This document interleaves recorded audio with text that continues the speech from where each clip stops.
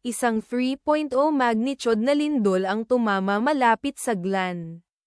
Sarangani, Pilipinas ngayon noong ika-20 ng Hunyo. 2026 sa 4:35 lokal na oras. O noong ika-19 ng Hunyo. 2026 sa 20:35 Coordinated Universal Time. Sa ulat ng PHIVOLCS sa website nito. Ang lindol ay nasa mababaw na lalim na 15.0 na kilometro sa ibaba ng ibabaw.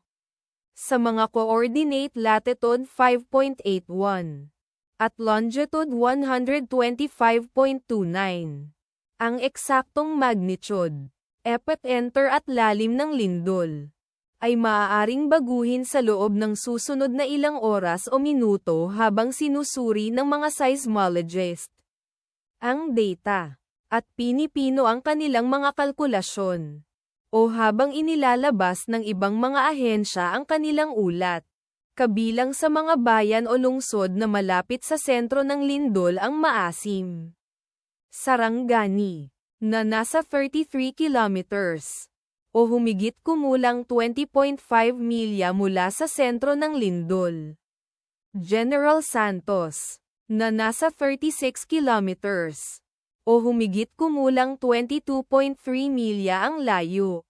Surala, South Cotabato, na nasa 87 kilometers, o humigit kumulang 54.0 milya ang layo.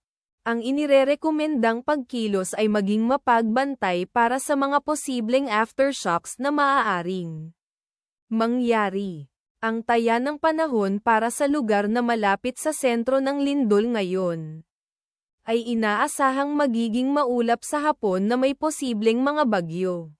Ang lakas ng hangin aabot sa 4.3 miles per hour. Mula sa kanluran, ipagdasal natin na ang lindol na ito ay hindi magkaroon ng malaking epekto sa ating mga kapatid doon. At wala ng lindol. Amen.